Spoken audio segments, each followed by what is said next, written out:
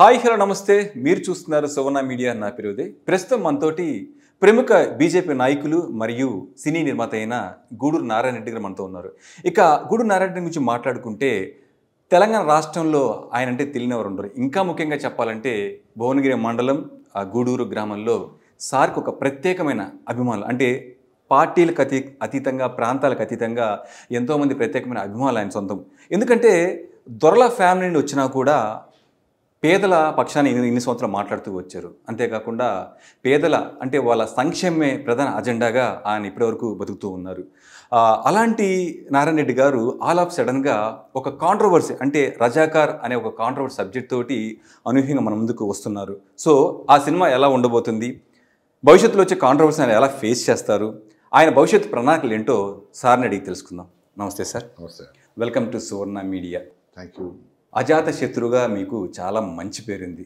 అటువంటిది all of సడన్గా ఒక డేరింగ్ స్టెప్ అనుకోవచ్చు. ఎందుకంటే ఈ రజాకార్ అనే ఒక ఈ ఇతివృత్తం ఏదైతే ఉందో చాలా కాంట్రవర్సీ కూడుకున్న ఒక సబ్జెక్ట్. సో దాని గురించి మనం ఇంకా చాలా డెప్త్లో మాట్లాడుకుందాం. దానికన్నా ముందు మీ అభిమానులు కావచ్చు, మిమ్మల్ని ఎంతో ఇష్టపడే మీ ప్రాంత ప్రజలు కావచ్చు, సో మీతో ఇంటర్వ్యూ అనగానే ఒక 2-3 ప్రశ్నలు అడగమని నాకు చెప్పడం జరిగింది. సో కాబట్టి పొలిటికల్ ఒక 2 ప్రశ్నలు వేసాక మన సినిమా ఇంటర్వ్యూలోకి వెళ్ళిపోతాం. సో మీరు కాంగ్రెస్లో జాతీయ స్థాయిలో మీకు సత్సంబంధాలు ఉన్నాయి, ఢిల్లీ పెద్దలతో కావచ్చు అంతా. సో మీకంటూ ఒక హ్యూజ్ ఇది ఉంది ఆ పార్టీలో. అటువంటిది ఆల్ ఆఫ్ సడన్గా మీరు పార్టీ ఎందుకు మారాల్సి వచ్చింది, బీజేపీకి ఎందుకు వెళ్ళాల్సి వచ్చింది, ఇది ఒక రాంగ్ స్టెప్, ఆయన కానీ ఇదే పార్టీలో ఉంటే మాత్రం ఖచ్చితంగా ఎమ్మెల్యే అయ్యేవాళ్ళు అని చాలామంది ఫీల్ అవుతున్నారు. దానికి మీ సమాధానం? నేను కాంగ్రెస్ పార్టీలో నేను కనీసం 41 సంవత్సరాలు పనిచేసినట్టు స్టూడెంట్ టైం 1979 ఎన్ఎస్యూ అయిపోయి వచ్చి. బట్ 2019లో నాకు ఎమ్మెల్సీ టికెట్ వచ్చింది. వచ్చిన సందర్భంగా మా దగ్గర పూర్తి స్ట్రెంత్ ఉంది. నేను ఎమ్మెల్సీగా ఎన్నుకోబడడానికి చాలా పర్ఫెక్ట్ స్ట్రెంత్ ఉంది. 19 మంది ఎమ్మెల్యేలు కాంగ్రెస్, 2 టీడీపీ, 21 మంది. లాస్ట్ మినిట్లో రేపు ఎలక్షన్స్ అన్నప్పుడు ఈరోజు ఒకరోజు ముందు కేసీఆర్ 2 ఎమ్మెల్యేలను కొన్నారు. ఆ ఎమ్మెల్యేలకు టికెట్లు ఇప్పించిన పాత్ర కూడా నాదే. కోశాధికారిగా ఉన్నాను. ఇంకా మా పార్టీ పెద్దలు ఎవరు అప్పుడు పెద్దగా గొడవ చేయలే. కేసీఆర్ని యాక్చువల్లీ నిలదీయాలి, పోయి ప్రగతి భవన్ గేటును తన్నాలి. ఎవరు ఆ పని చేయలే. సరే, జరిగిపోయింది. నాకు జనరల్గా కోపం ఉంటుంది కదా. నేను ఇన్ని సంవత్సరాలు చేసిన సేవకు నాకు పార్టీ గుర్తించి నాకు టికెట్ ఇస్తే ఎమ్మెల్యేలు అమ్ముడు పోవడం అనేది ఏంటిది? నన్ను ఎన్నుకొని అమ్ముడు పోతే మంచిది. మనసు బాగా దెబ్బతిన్నది. ఇంకా నేను దేర్ ఇస్ నో పాయింట్ ఈ సూడో సెక్యులర్ భావాలు కలిగిన ఈ పార్టీలో నేను ఉండలేను. ఇంకా నేను వెళ్తాను, నా ధర్మం కోసం నేను పనిచేస్తాను. భరతమాత నేను అనుకుంటా నాకు ఈ పదవి వస్తే ఇక్కడనే ఉండాలి. కానీ నా వయసు అప్పటికి కూడా coming closer to the 60s. So ఆ సందర్భంగా నాకు మనసు బాధ అనిపించి అది కాదు, ఇది భరతమాత సేవలో నేను నిమగ్నం కావాలి. అది ఎవరు చేస్తారంటే బీజేపీ. క్లియర్ కనబడుతుంది. బీజేపీ పార్టీ పరిపాలన స్టార్ట్ అయిన తర్వాత 10 సంవత్సరాలు పూర్తి చేసుకోబోతున్నారు మోడీ గారు. ఎంత మార్పు వచ్చింది దేశం. ఈరోజు దేశ పౌరుడు అంటే ఎంత గర్వపడే పరిస్థితి వచ్చేసింది. యావత్ ప్రపంచమే గుర్తిస్తున్నది. మరణశిక్ష విధించిన ఖటార్ ప్రభుత్వము వదిలేసింది. అంటే ఎవరి గుడ్ విల్. ఇవాళ మనం అబుదాబిలో అక్కడ ఒక మందిరం కట్టుకున్నాం. ఈరోజు అది ఇనాగరేషన్, స్వామినారాయణ మందిరం. అంటే ఎంత ఓపెన్ హార్ట్స్తోని ప్రజలు మనని ఆహ్వానిస్తున్నారు. వివిధ దేశాలు, అక్కడ మొత్తం ఇస్లామిక్ కంట్రీ, అది గల్ఫ్ జేఏఎస్ కంట్రీస్ అంటారు. అటువంటి ప్రాంతంలో నరేంద్ర మోడీ గారు ఇంత గుడ్ విల్ సంపాదించారంటే నిజంగా ఇది నా అదృష్టంగానే భావిస్తాను. సరే, కాంగ్రెస్ పార్టీ నా కన్నతల్లి లాంటిది. ఎందుకంటే నాకు అన్ని ఓనమాలు నేర్పించిన పార్టీ. ఈరోజు నేను ఎవరిని నిందించా, కానీ ఆనాడున్న పరిస్థితులు ఆ విధంగా వాళ్ళు ప్రవర్తించినందుకు బాధ వెళ్ళిపోయినా పర్వాలేదు, ఓకే కాలేదు, ఏమన్నది. కాస్త ఓపికగా ఉంటే కాంగ్రెస్ పార్టీ అధికారంలోకి వస్తే మంచి పేరు వచ్చేది. ఈ రోజు జరిగిన రాజ్యసభ మెంబర్ అయిపోతుంటే అట్లే అవన్నీ అవుతుండే అనేది మనకు కాదు. ఇక మన ముందు ఇప్పుడు నా ముందున్నది నేను ఏం చేస్తున్నాను ఫిజికల్గా అనేది గుర్తిస్తా. కానీ నేను అవుతుండే, నేను అవన్నీ దాని గురించి పోను. నేను ఏమయ్యాను, ఏం అవుతున్నాను, ఏం కాబోతున్నాను అనే గురించి ఆలోచిస్తాను. అది అక్కడ ఉంటే అయిపోతే ఓకే, కానీ ఎవరు అదృష్టంలో వాళ్ళది, దానికి నేనేం బాధపడను. ఓకే. నేను బీజేపీ పార్టీలోకి వచ్చి చాలా సంతృప్తి ఉంది నాకు. ఎందుకంటే నేను భరతమాత బిడ్డగా, భగత్ సింగ్ తమ్మునిగా నేను నా యొక్క బాధ్యతను సక్రమంగా నిర్వర్తించుకొని నా ధర్మ సంరక్షణ కోసం నేను పోరాటం చేస్తా. ఖచ్చితంగా సనాతన ధర్మ రక్షణ కోసం నేను పోరాటం చేస్తూనే ఉంటాను, దాని గురించి పనిచేస్తూనే ఉంటాను. ఓకే. సో మీ ఆన్సర్ తోటి కొంతమంది అభిమానులకి వాళ్ళకి కూడా దీనికి ఆన్సర్ దొరికింది. ఇంకా ఏం చేస్తాం మనం, వీ కెనాట్ డూ. అభిమానులు ఉంటారు, అన్న మనం మీరు రావాలి అంటారు, వాళ్ళు మీరు రావాలి. నేను ఎంతో వేల మందికి సేవలు చేసిన. కొంతమందికి యోగం అనేది ఉంటుంది, రాజయోగం అనేది కూడా రాసి ఉండాలి కదా. దేవుడు మనకు అన్నివ్వడు, ఏదో ఒకటి తక్కువ ఉంటుంది. సో ప్రాబబ్లీ అది లేదని చెప్పి ఊరుకోవాలి కదా, దానికి పాకులాడే పరిస్థితి కాదు ఇక్కడ. మనం ఏం చేయగలుగుతాం ఆ సమయానికి అది చేసుకొని ముందుకు పోతూనే ఉండాలి. సో ఒక ఆన్సర్ అయితే దొరికేసింది. ఇప్పుడు మనం స్ట్రైట్ అవే ఇప్పుడు సినిమాకి వెళ్ళిపోదాం. రజాకార్ అనేది నిజంగా ఒక సెన్సేషనల్ సబ్జెక్ట్. నిజంగా ఇలాంటి ఇతివృత్తంతో సినిమాగా అనేది ఆలోచనే చాలా అంటే ఒక సాహసం కావాలి, ధైర్యం కావాలి. సో మీరు ఒక ప్రముఖ రాజకీయ నాయకుడిగా చాలా బిజీగా ఉంటారు. ఆల్ ఆఫ్ సడన్గా మీరు నిర్మాతగా మారాలి ఎందుకు అనిపించింది? దట్టు ఇటువంటి ఒక కాన్సెప్ట్ సబ్జెక్ట్ని ఎంచుకొని ఎందుకు అనిపించింది? ఇది మీ ఆలోచన లేకపోతే వేటగారి ఆలోచన? ఇది నా ఆలోచన. ఇది రాజకీయ నాయకుడు అంటే సేవకుడు, సమాజ సేవకుడు. నాయకుడు, లీడరు, మినిస్టరు, ఎమ్మెల్యే అంటే సమాజం ఎన్నుకుంటే తప్ప వాళ్ళు కాలేరు కదా. నేను సేవకుడుగా ఉంటూనే నేను ఇప్పుడు ఇంకొక సేవకుడుగా అవతారం ఎత్తిన ధర్మ సంరక్షణ కోసం. ఎందుకంటే ఈ రజాకార్ సినిమా, రజాకార్ సబ్జెక్టు అనేది మాకు కొత్తగా ఇప్పుడు వచ్చింది కాదు. ఇది చిన్నగా ఉన్నప్పుడు మేము వెళ్తున్నప్పుడు మా ఊర్లో చిన్న ఏరు అని ఉంది. చిన్న ఏరు బీబీనగర్ బ్రిడ్జ్ అనమాట. అది బీబీనగర్ గూడూరుకు కనెక్ట్ చేసేది బీబీనగర్ బ్రిడ్జ్, అంటే హైవే. అది మా ఊరిని కనెక్ట్ చేసేది కాదు, బట్ శివారు. అక్కడ మేము చిన్నగా ఉన్నప్పుడు పోయి ఈత కొడుతుంటే ఫౌండేషన్ ఉంటుండే, అక్కడ బ్రిడ్జ్ పేల్చేసిన ఆనవాళ్ళు కనబడుతుంది. మేము దాని మీద ఎక్కి నీళ్ళల్లో దూకుతుంటే, సో ఇది ఏంది అని జనరల్గా మనం అడుగుతాం కదా. అప్పుడు పెద్దలు, మా నాన్న, మా తాత, అప్పుడు మా తాత అంటే మా అమ్మమ్మ తరఫున తాత, మా నాయనగారి మేనమామ, ఇప్పటికీ బ్రతుకున్నాడు, 98 years ఉంటాడు, శివారెడ్డి గారు.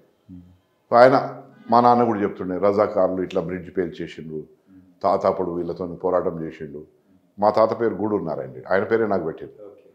సో ఇట్లా అని అప్పటి నుంచి మైండ్లో ఉంది.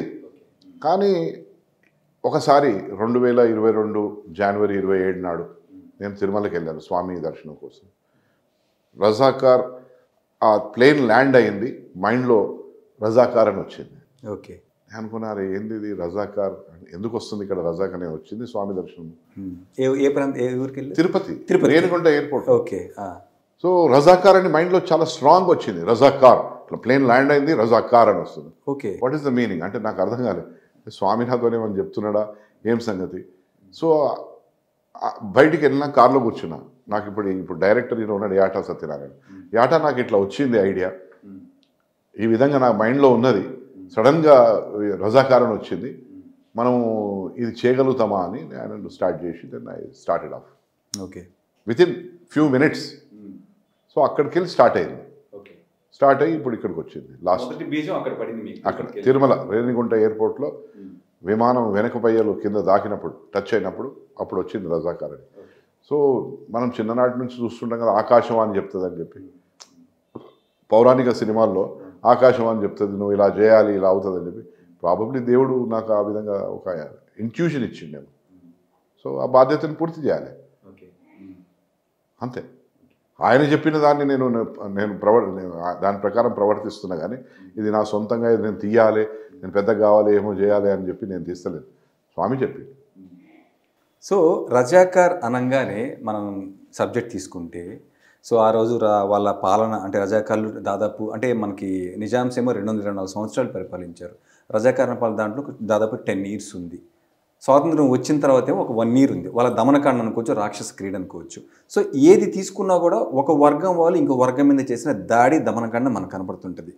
అది అప్పట్లో జరిగింది, కానీ ఇప్పుడు లేదు. కానీ అప్పుడు ఆ కాంట్రవర్సీ యొక్క కంటెంట్ మీరు తీసుకొని ఈరోజు సినిమా కంటే ప్రశాంతంగా ఉన్న ఈ ప్రాంతాన్ని మళ్ళీ రెచ్చగొట్టడం కాదంటారా మీరు? ఎందుకు రెచ్చగొడతామండి? చరిత్రను చిత్రంగా తీయడం అనేది తప్ప. నా భావం ఉన్నది, నేను ఒక చిత్రకారుణ్ణి. ఆనాడు జరిగిన అకృత్యాలు నేను చిత్రం రూపంలో వేసి అమ్మితే ఎవరికైనా మార్కెట్లో షో చేస్తే తప్ప, జరిగిన వృత్తాంతాన్ని మనము ఈరోజు చిత్రంగా చూపిస్తే ఎవరు తప్పు? Who is that person and who is that organisation which can question me? నా హక్కులు నువ్వెవరు అడిగేది? ఎవరైనా అడిగేది? ఏ సంస్థ కానీ ఎవరైనా నన్ను అడగడానికి ఏం అధికారం ఉన్నది? ఇది నా హక్కు. ఈ దేశ పౌరుణ్ణి నేను, ఈ ప్రాంత పౌరుణ్ణి నేను. నాకు తెలుసు ఈ ప్రాంతంలో ఎన్ని అరాచకాలైనవి. ఆ అరాచకాలను నేను తెరకెక్కిస్తున్నా. ఏంది దాని తప్పేంటిది? ఆనాడు జరిగింది ఎవరైనా నో అంటారా? ఆనాడు జరిగింది నో అంటారా? మా అమ్మ ఆ రోజు 7 సంవత్సరాల వయసు, ఆమె పేరు భారతి, ఈరోజు కూడా బ్రతుకున్నది. ఆమెను బొంబాయికి పంపించారు. ఎందుకంటే అక్కడ వాళ్ళ పెద్దకు ఉన్నది, అక్కడ సేఫ్ ఉంటుందని. ఈ రజాకార్లు అంతమైపోయాక ఈ భారతదేశంలో నిజాం సంస్థానం విలీనమైన తర్వాత మళ్ళీ తిరిగి వచ్చింది.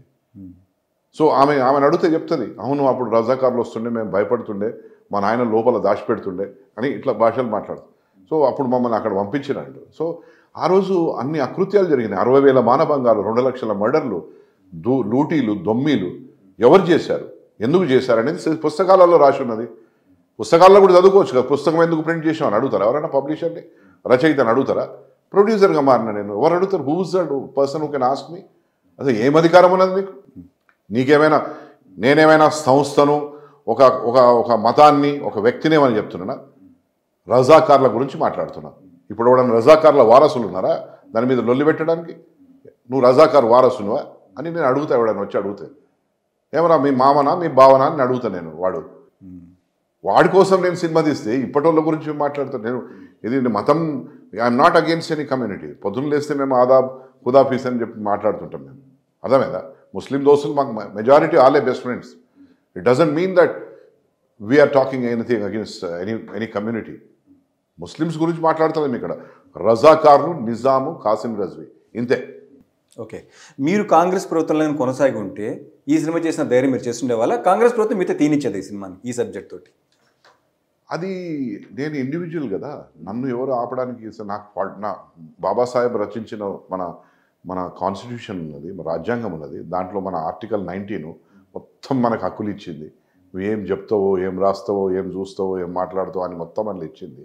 దాని ప్రకారం బాబాసాహెబ్ అంబేద్కర్ ఆయన ఆదేశానుసారం ఆయన రచించిన గ్రంథం ప్రకారం మనము నడుచుకుంటున్నాం. కానీ వేరే ఏం లేదు కదా. అలాంటి నాకు ఐడియా వస్తే, అదే ఇంట్యూషన్ వస్తే నేను ప్రొడ్యూస్ చేస్తుంటే నువ్వు తీయొద్దని ఎట్లా అడుగుతారు? ఇదేమన్నా కాంగ్రెస్కి వ్యతిరేకమా? ఇది కాంగ్రెస్కి వ్యతిరేకం కాదే.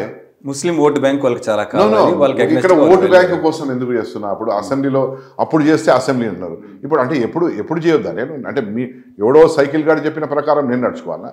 ఎవడాడు నాకు చెప్పేటోడు? ఎవరు చెప్పడానికి లేదు ఇక్కడ. Guduru Narayana Reddy is independent universal citizen.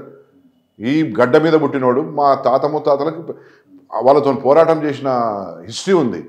దానికోసం నేను నా హక్కుగా నేను భావించి, నేను ఈనాటి భారతదేశంలో ఉన్న 142 కోట్ల జనాభాలో కనీసం 100 మంది యువకులు ఉన్నారు. ఎంతమందికి తెలుసు? మీకు తెలుసా ఎన్ని రోజుల యుద్ధమైందో తెలుసా మీకు? 396 రోజులు అయింది తెలుసా మీకు? ఈడ 15 ఆగస్టు 1947 మొత్తం భారతదేశానికి స్వాతంత్రం వస్తే ఈ ప్రాంతంలో 15 ఆగస్టు నాడు ఎవరైనా జెండా పట్టుకుంటే వాడిని కొరడా దెబ్బలు కొట్టిర్రు, కత్తితో నరికేసిర్రు, తుపాకీతో పేల్చేసిర్రు. బత్తిని మొగిలయ్య గౌడు ఆయన జెండా ఎగరేసిండు వరంగల్ కోట దగ్గర. వేస్తే ఆయన షూట్ చేశాడు ఆయన, బత్తిని మొగిలయ్య గౌడ్ని. మళ్ళీ ఇంకోటి, ఇది ఇప్పుడు షోయబుల్లా ఖాన్ అని, ఇప్పుడు మీరంతా పాత్రికే రంగమే కదా, what ever the channel you have, you belong to media. So మీడియాకు ఈరోజు ఒక ఫస్ట్ ప్రైజ్ ఇస్తారు షోయబుల్లా ఖాన్ మీద. సో షోయబుల్లా ఖాన్ ఏమన్నాడు? ఆయన ఇమ్రోజ్ అనే పత్రిక నడిపించేవాడు ఆయన ఏమన్నాడు? భారతదేశంలో ఈ నిజాం సంస్థానం విలీనం కావాల్సిందే. ఎందుకంటే నిజాం సంస్థానం అనేది ఇది భారతదేశానికి గుండెకాయ లాంటిది. వీళ్ళ ఆలోచనలు ఏముండే? దీన్ని తుర్కిస్తాన్ చేద్దామని. ఇవాళ మన పరిస్థితి ఏముంటుండే? పాకిస్తాన్లో 1 కిలో చక్కెర ఒక వ్యక్తికి ఒక 6 నెలలకు కూడా దొరకలేదు. టీ తాగాలంటే షుగర్ వేసుకోవడానికి గతి లేదు అక్కడ. రొట్టె చేసుకోవాలంటే పిండి లేదు అక్కడ. ఆ గతి మనకి ఇక్కడ పడుతుండే ఆనాడు సర్దార్ వల్లభాయ్ పటేల్ గిట్ట చేయకుంటే. సర్దార్ వల్లభాయ్ పటేల్ ఎవరు? ఇప్పుడు మీరు అన్నారు కాంగ్రెస్. సర్దార్ వల్లభాయ్ పటేల్ ఎవరు? నెహ్రూ క్యాబినెట్లో ఉప ప్రధానమంత్రి, హోమ్ మినిస్టర్. మరి ఆయన ఎవరైనా ఆయన బీజేపీ కాదు కదా. బట్ ఆయనను పక్కన పెట్టి ఓన్లీ గాంధీ నెహ్రూని పైకి పెట్టిర్రు. అప్పుడు కూడా మార్కెటింగ్ జరిగింది. గాంధీ నెహ్రూనే వీళ్ళే వీరులు శూరులు.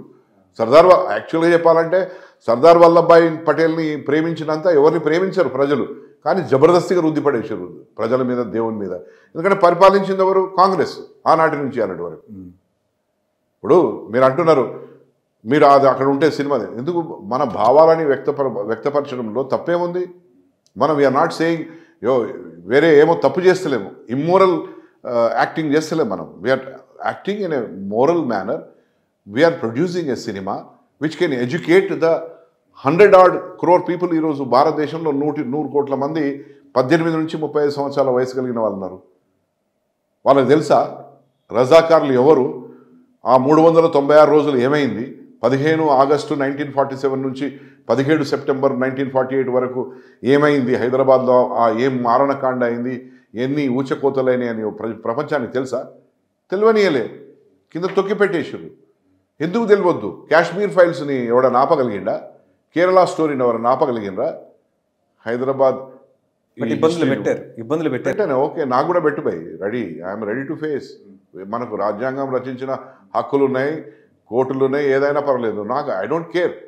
నేను నా ఆలోచన ఏంటిది? పొద్దున్న లేస్తే మనం గంగా జమున తైజీబ్ అంటే గంగా యమున నదులు పక్క పక్కన ప్రవహించినట్టు మనం ప్రవహిస్తాము, మనం ఇద్దరం అన్ని మతాల వాళ్ళము. ఆ పద్ధతిలో మనం ఉన్నాం ఇక్కడ. నాకెందుకు? నాకు కూడా మోసమే కదా. మత కళాలు అయితే నాకు కూడా డేంజరే కదా. ఎందుకు కావాలని నేను కోరుకుంటలేను. ఓన్లీ చరిత్రను చిత్ర రూపంలో నేను చేసినందుకు అది పెద్ద నేరం కాదు, తప్పు కాదు. సృష్టించాలనుకుంటాడు ఆ విధంగా మాట్లాడతాడు, ఎందుకంటే వానికి interest. I'm not interested in any kind of disturbances, communal disturbances or any kind of disharmony in the society. I am interested for harmony. I am interested that no further Razakar should be taking birth in this country. I am interested. Nobody should take birth. Malla Razakar puttodi deshamla. ఆ హక్కు నాకు ఉంది కదా. రజాకార్లు మళ్ళీ పుట్టి మళ్ళీ ఇంట్లో జ్వరబడి నీ పెండ్లాం నాది, ఈ ఆస్తి నాది, నువ్వు మతం మారు అని చెప్పి అనగానే ఎవడాడు అనడానికి? ఎవడు? మన హక్కు లేదా? నేను ఈ ధర్మానికి నేను చెందినవానని చెప్పి మనం గట్టిగా మనం మాట్లాడడానికి మా హక్కు లేదా? ఇవాళ రామజన్మభూమి, రాముడి గుడి, రాముడి విగ్రహము ప్రాణప్రతిష్ఠ జరగలే 500 సంవత్సరాల తర్వాత. వాడెవడు? బాబర్ ఎవడాడు? ఈ గడ్డ మీద పుట్టినోడా? ఏదో దేశంకి వెళ్ళి వచ్చి వాడొచ్చి మసీద్ కట్టుకున్నాడు. అది మసీద్ కాదని చెప్పి మన దేశంలో అత్యున్నత న్యాయస్థానం చెప్పింది ఇక్కడ మసీద్ లేదు, ఇక్కడ రామ జన్మభూమే అని చెప్పి ఆధారాలు ఉన్నాయి, ఎవ్రీథింగ్. ఇలా మొత్తం దాని ప్రకారం అయింది. జరిగింది వాస్తవమా కాదా? ఆనాడు జరిగిన అకృత్యాలను మనము నో అంటమా? మళ్ళీ జరగొద్దని ఈ ప్రపంచ జనాభాకి, మన దేశ జనాభాకి మనం తెలియజేయడం తప్ప? We are only enlightening. మనం వాళ్ళ దృష్టికి ఆనాడు జరిగిన అకృత్యాలను తీసుకొని వస్తే వాళ్ళు సమాయత్తం అవుతారు, లేకుంటే నిద్రపోతారు. అంటే మీ ముందస్తున్న ఇంకో ప్రధాన ఆరోపణ ఏంటి అంటే, యాక్చువల్గా ఈ సినిమా ఎన్నికలకు ముందే రావాలి, బట్ కొన్ని అనివార్య కారణాల వల్ల మీరు ప్రొలాంగ్ చేసుకుంటే ఇప్పటిదాకా నేను కంటెస్ట్ చేసేది ఉండే బోన్గిల్లో. నాకు టైం లేదు. బికాజ్ మీరు చూస్తున్నారు కదా, నేను ఒక్కనే, నేను 150 పనులు ఉంటాయి ఇలా. అంటే కొంతమంది అనడం ఏంటంటే, మీరు ఈ సినిమా ఈ సబ్జెక్ట్ తీసుకుని తద్వారా మీరు ఎన్నికలకు ముందుగా ఈ సినిమా రిలీజ్ చేసుకుంటే ఈ సినిమా ద్వారా మీరు భావోద్వేగాలు రెచ్చగొట్టి బీజేపీకి ఓటు బ్యాంకింగ్ పెంచుకోవాలనే ఉద్దేశంతోనే సినిమా ఇలాంటి సబ్జెక్ట్ ఎంచుకున్నాను అంటున్నారు. దానికి మీ సమాధానం? నా సమాధానం ఒకటే. ఇవాళ యావత్ ప్రపంచంలో ఏదైనా రాజకీయ పార్టీకి 13 కోట్ల మంది కార్యకర్తలు, రిజిస్టర్ అయిన కార్యకర్తలు ఉన్నారంటే అది బీజేపీ పార్టీకి. బీజేపీ పార్టీ ఇట్లాంటి చిన్న చిన్న వ్యవహారాలు చేయవలసిన అవసరం లేదు. బీజేపీ పార్టీలో ఉన్న 13 కోట్ల మంది, మన 142 కోట్లలో 13 కోట్ల మంది జనాభా, వాళ్ళంతా పెద్దోళ్ళు, ఓటర్స్. వాళ్ళు 142 కోట్ల మంది ఓటర్లు ఉండరు కదా, 90 కోట్ల మంది ఓటర్లు ఉంటారు. ఆ 90 కోట్ల మందిలో 13 కోట్ల మంది మా కార్యకర్తలు. నేను కూడా దాంట్లో ఒకరినే. ఆ 13 కోట్ల మంది ఒక్కొక్కరు 3 ఓట్లు వహించే శక్తి లేదా? 52 కోట్ల ఓట్లు పడతాయి, majority, highest number of parliament సీట్లు గెలవగలుగుతుంది. ఇంత చిన్న పని బీజేపీ పార్టీ చేయగలిగిన అవసరం లేదు. అక్కడ ఉన్న కార్యకర్తలే చాలు. ఇది ఎవ్వరికి లేదు, ఏ పార్టీకి లేదు. చైనాలో లేదు, రష్యాలో లేదు, అమెరికాలో లేదు. ఓన్లీ యావత్ ప్రపంచంలో ఓన్లీ బీజేపీ పార్టీకే ఉంది ఇంతమంది స్ట్రెంత్, వర్కర్ స్ట్రెంత్. సో వేరే రూట్ ఎంచుకోవాల్సిన అవసరం లేదు, ఉన్న కార్యకర్తలే చాలు. ఓకే, అంటే మీరు ఇప్పుడు ఈ సినిమా ఈ సబ్జెక్ట్ చేస్తున్నప్పుడు మీ అధిష్టానం ఆమోదం తీసుకోవడం జరిగిందా? చెప్పారా మీరు? తెలియజేసి. నేను ఫ్రీ సిటిజన్ అండి. ఆమె ఇన్కమ్ ట్యాక్స్ అసెస్సి. నేను తండ్రిని, నేను భర్తను, నేను తాతను, అమ్మమ్మ తాతను, నాయనమ్మ తాతను, నేను కొడుకుని, నేను అన్నను. నాకెవరండి చెప్పేది? నేనేమన్నా చిన్న పిల్లగా అన్నా? నాకు ఎవరితోనో పర్మిషన్ తీసుకోవాలని అవసరం లేదు కదా. I'm free citizen. అంటే మీరు ఒక జాతీయ పార్టీ నాయకుడు. ఇప్పుడు నేనేం టెర్రరిజం క్రియేట్ చేస్తాను. సినిమా ద్వారా ఏమన్నా గొడవలు జరుగుతాయి, పర్యవసనాలు మీరు గొడవలు జరగకుండా చూసే బాధ్యత ఎవరిదండి? ప్రభుత్వాన్ని. ప్రభుత్వం తరఫున ఎవరు పని చేస్తారండి? లా అండ్ ఆర్డర్ చూసుకుంటుంది. Law and order they will take care. ఎట్లా గొడవ అవుతుంది? గొడవ చేస్తుంది ముడ్డి వలగొట్టండి, ఊరికైనా వదిలేస్తారా? గొడవ చేస్తే ఊరుకుంటారా? ఇప్పుడు అవుతున్నాయి మన దేశంలో, మన రాష్ట్రంలో మత కళాలు అవుతున్నాయి. హైదరాబాద్లో ఎంత బాగున్నారు ఇప్పుడు. ఎవ్వరికి పీస్ కావాలి, ఎవ్వరికి డిస్టర్బెన్స్ వద్దు.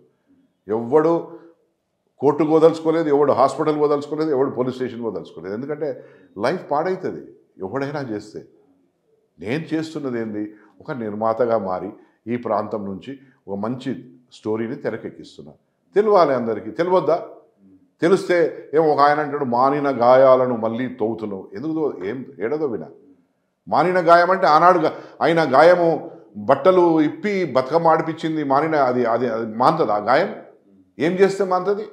టిట్ ఫర్ టాట్ చేద్దామా? కాదు కదా. టిట్ ఫర్ టాట్ కాదు కదా. దెబ్బకు దెబ్బ అనేది కాదు కదా. జరిగిన వృత్తాంతం, జరిగిన ఘోరాన్ని, జరిగిన ఆ యొక్క దుశ్చర్యలను మనం సినిమా ద్వారా చూపిస్తే ఎవరికి నొప్పి? ఎవరు నొప్పి పడొద్దు, సినిమా చూడండి అని చెప్తాను. ఒకవేళ పర్యవసానాలు ఏమైనా రేపు నెగిటివ్గా వస్తే మీరు రెస్పాన్సిబిలిటీ తీసుకుంటారా? నేనెందుకు responsibility? Why should I take responsibility? మీరే కదా ఇటువంటి సబ్జెక్ట్తో ఇప్పుడు వస్తున్నారు. మీరు ఎప్పుడు కాశ్మీర్ ఫైల్స్ గాయం అంటున్నారు. కాశ్మీర్ ఫైల్స్, కేరళ స్టోరీ వస్తే, ఇంకేదో వస్తే ఏమైనా డిస్టర్బెన్సెస్ అయినా, ఏమైనా పొడిచిండా, ఎవడన్నా చంపిండా, ఏమైనా అయిందా? కాలే కదా. అట్లనే ఎవరికి టైం లేదు ఇక్కడ. ఊరికనే మాట్లాడేటోళ్ళు వాళ్ళు మాట్లాడతారు. Because they need to have a content to speak. వాళ్ళకి వేరే సబ్జెక్ట్ లేక ఈ విధమైన మాటలు మాట్లాడతారు. అవసరమే లేదు. బీజేపీ పార్టీకి ఆ లెవెల్కు స్టూప్ అయ్యే అవసరం లేదు. It is a crystal clear party. ఏకైక పార్టీ ఈరోజు భారతదేశంలో మా సనాతన ధర్మాన్ని మేము రక్షించుకుంటాం, మేము పెంపొందించుకుంటాం. ఎవడైనా మా మీద దాడి చేస్తే మాత్రం ఊరుకోమనే పద్ధతి ఉన్నది కదా. Already it is there. అదే అక్బరుద్దీన్ ఓవైసీ ఒక 5-6 ఏళ్ళకి 7-8 ఏళ్ల కింద చెప్పిండారా, 15 నిమిషాలు ఈయనరా మాకు, పోలీసు వాళ్ళు పక్క జరుగురు, మేము 100 కోట్ల మందికి మేము ఏందో చూపిస్తామని. మరి దాని మీద ఎవడో చర్య తీసుకోరు అంటే నువ్వు ఓనిరా బాయ్? అంటే నువ్వు అంటే ఏం లేదు, నేను సినిమా తీస్తే సినిమా ఇంకా బయటికి రాలే వస్తుంది అంటే ఇంత గగ్గోలు ఎందుకు? డెఫినెట్గా ఈ సినిమా బయటకు వస్తుంది, ప్రజలు చూస్తారు, హర్షిస్తారు, వాళ్ళు జాగరూకతతో ఉంటారు. రేపు మళ్ళా రాజాకారులు పుట్టకుండా ఉంటుంది కథం. That's it. నా ధర్మాన్ని నేను నిర్వర్తించేసిన, నేను పోతా పైకి. ఉండేది ఉందా ఇక్కడ పర్మనెంట్గా? నేను ఒక మంచి కార్యక్రమం చేసి ఇవాళ కాకుండా 30 ఏళ్ళ తర్వాత 25 ఏళ్ళ తర్వాత పోవలసిందే కదా. That's it. నేను ఉన్నప్పుడు నేను నా దేశానికి ఏం చేసినా, నా సమాజానికి ఏం చేశానంటే ఇగో ఇది తెలియజేసినా. ఇది ఒకడు పుస్తకం రచిస్తాడు, ఒకడు శిల్పం చెక్కుతాడు, ఒకడు దేవుని విగ్రహాన్ని చెక్కేస్తాడు, ఒకడు మంచి పనులు చేస్తాడు, మంచి ప్రభుత్వం వస్తే మంచి రహదారులు వేస్తారు, కాలువలు కడతారు, చెరువులు తవ్వుతారు. ఇట్లా నేను ఈ సినిమా ద్వారా భారతదేశ జనాభాకు తెలియజేస్తున్నా ఏమనంటే, ఆనాడు అమాయకత్వంతో ఆ విధంగా దౌర్జన్యాలు జరిగినాయి, మీరు కొంచెం తెలివితోని చూడండి. సమాజం కూడా ఏముంటుంది, ఇట్ విల్ బి లింక్. అవును, అటువంటిది కావద్దు, మళ్ళీ ఆ దురాగతాలు రావద్దని ఒక ఆ లింక్ ఏర్పడుతుంది. They will all be intertwined, everybody will be connected. So divided కాదు. అక్కడ వచ్చే అవకాశం పరిస్థితి అసలు లేవు కదా. మీరు వస్తాయి రాకూడదు కావాలంటే ఈ సినిమా చూడండి ఎలా అంటున్నారు? మీరు ఏ విధంగా అనుకుంటున్నారు? మీరు ఇట్లా ఇప్పుడు ఆ పరిస్థితి ఉందా? అది గతహ అయిపోయింది.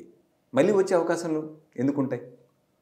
ఇప్పుడే చెప్పిన కదా, అక్బరుద్దీన్ ఓవైసీ ఏమన్నాడు ఆ రోజు, మన దేవతల గురించి ఏమన్నాడు, హిందువుల దేవత.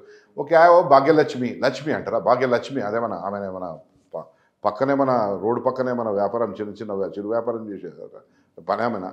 దేవత ఆమె, Bhagyalakshmi. You can't you're a person who is educated in a foreign country, right? You can pronounce God's names, right? When I say Allah, you can't say God. If I say Bhagyalakshmi, you can't pronounce it. So, ఒక్కటి, my friend, you're like my son. మనము వంగుతే తంతరు, ఎదిరిస్తే జరిగిపోతారు. So సమాజాన్ని enlighten చేయాలి, సమాజానికి చాటి చెప్పాలి, ధైర్యంగా చాటి చెప్పాలి. మీరు సమాయత్తం కండి, మీరు జాగరూకతతో ఉండండి అని చెప్పి చెప్పాలి. అది నేను చేస్తున్నంతే. ఆఫ్టర్ ట్రైలర్ రిలీజ్ తర్వాత మీకు మీ ఫ్యామిలీకి బెదిరింపు కాల్స్ వచ్చాయి అని ఒక సమాచారం ఉంది. ఫ్యామిలీ దీంట్లో ఏం ఇన్వాల్వ్ లేదు. నాకు చాలా మెసేజ్లు వాటి వస్తాయి. I don't care about it. నా దేశంలో, నా రాష్ట్రంలో, నా పట్టణంలో నేను పుట్టి పెరిగిన జాగల 62 ఏళ్ళు ఉన్న 62 ఏళ్ళలో నేను భయపడింది ఇవాళ తోక సత్తిగాళ్ళు వచ్చి నన్ను భయపెడతానే అది. నా ఎబ్బడెవరున్నారు? నాకు బాసులు ఎవరు? నరేంద్ర మోడీ, అమిత్ షా ఉన్నారు. నా తల్లి ఎవరు? భరతమాత. నా అన్నవరు? భగత్ సింగ్. నన్నోడన్నా ముట్టుకుంటాడా? ముట్టుకుంటే అగ్గైపోతారు, ముట్టుకుంటే కాలిపోతారు. సో అటువంటి చిల్లర చిచోరా ఎవడో భయపెట్టిస్తే నేను భయపడి చెడ్డీలో ఉచ్చబోసుకుంటాను కాదుడా. I'm ready. Are you ready? అంతే. నన్ను ఎవరు అనిపిస్తుంది? ఇది వెంకటేశ్వర స్వామి అనిపిస్తుంది నాతో. ధైర్యంగా వచ్చి సినిమాది ఎవడేం నీ వెంటనే కూడా బీకలేడు. పీకమని వచ్చి ఐఎమ్ రెడీ. సాక్షాత్తు కేసీఆర్ గారి కొడుకు కేటీఆర్ గారు కూడా ఇలాంటి సినిమా అవసరమా అని మిమ్మల్ని అన్నారు. అదొక పనికిరాని చెత్త కేసు, అయిపోయిన కేసు, రిజెక్టెడ్ కేసు గురించి అలా ఆయన గురించి ఎందుకు సంబోధన కూడా చేయలేదు. ఇట్స్ బట్ ఆయన అన్నారు మీతోటి, ఎందుకు ఇంత కాంట్రవర్ సబ్జెక్ట్ మీరు చేస్తున్నారు? Rejected case. I don't talk about rejected cases. ప్రజలు రిజెక్ట్ చేశారు. ఆనాడు పవర్లో ఉన్నాడు, ఇలా రిజెక్టెడ్. ఇట్స్ డస్ట్బిన్, పక్క జరుగు, హట్. పోనీ మళ్ళీ టీఆర్ఎస్ వచ్చినా కూడా ఈ సినిమా బయటకు వచ్చిండేదా? ఏది వాళ్ళు సపోర్ట్ చేసిన వాళ్ళ తాత ముత్తాతలతో కూడా కాకపోతున్నాయి. గూడూరు నారాయణ రెడ్డి ఏమి ఎవరో ఎక్కడికెళ్ళి బంగ్లాదేశ్కి వెళ్ళి పుట్టి ఎక్కడో బతుకుతందుకు రాలేడా. ఈ గడ్డ మీద పుట్టిన 26 ఫిబ్రవరి 1963 9:05 సికింద్రాబాద్ జడ్జి ఖాన్లో పుట్టినా నేను. అర్థమైందా? ఎవడో సైకిల్ గానికి చెర్రగాళ్ళు భయపెట్టిస్తే భయపడుతుండొచ్చు. ఇది సైకిల్ కాదు, చెర్ర కాదు. వాళ్ళంతా చెర్ర నా కొడుకులు. వాళ్ళ గురించి నాకెందుకు? నన్ను ఓడ ఆపుతాడు. నేను మీకు చెప్పిన నేను ఎవరిని అంటే, నేను ఎవరి తమ్ముని, ఎవరి కొడుకుని? భరతమాత కొడుకుని, భగత్ సింగ్ తమ్ముని. నా వెనక ఈరోజు లివింగ్ లెజెండ్స్ ఉన్నారు నా వెనక. ఎవడన్నా ఆపుతాడా నాకు? వాళ్ళకంటే పెద్దనా ఎవడనే దేశంలో? వాళ్ళకంటే పెద్ద ఎవడు లేడు. దేవుడి తర్వాత వాళ్ళే. యుగ పురుషుడు నరేంద్ర మోడీ గారి కనుసన్నల్లో మేము పనిచేస్తుంటే మేమెవరికి భయపడాలి? నా రాష్ట్రంలో, నా దేశంలో నేను ఎవరికన్నా భయపడాలి? నా సైకిల్ గాళ్ళకి ఎవరినైనా భయపెడతాడు? ఉంటారు వాళ్ళు భయపెడితే? they will be action will be taken, anybody and anybody any time. నన్ను ఎవరు అట్లా గెలకలేరు. అంత ఈజీ కాదు నన్ను గెలకడం. నేనేం చిన్న సైకిల్ కానీ కాదు, నేను పనికిరాని. ఇక్కడనే పుట్టి ఇక్కడనే పెరిగిన. ధైర్యం ఇప్పుడు మీరు అన్నారు ఫలానా అంటే ఫలానా, ఇప్పుడు మీరు అక్కడ ఉంటే అదే అయ్యేది. నాకు ఈ ధైర్యము ఇక్కడ పుట్టినవుని కాబట్టి నాకు ఈ ధైర్యం ఉన్నది. అర్థమైందా? మళ్ళా అటువంటిది కాకూడదు, ఏ పరిస్థితుల్లో కాకూడదు. No Razakar should be born in this country. Nobody should dare to say that 15 నిమిషాలు జరుగుండి మా సంగతి ఏమో చూపిస్తే. ఏంద్రా నువ్వు చూపించేది అనే ధైర్యంగా ప్రతి హిందువు సంఘటితం కావాలి. ఎందుకు కాకూడదు? హిందువుగా పుట్టడం మీకు ఇది లేదా? గర్వంగా లేదా? నేను హిందువుని గర్వం లేదా?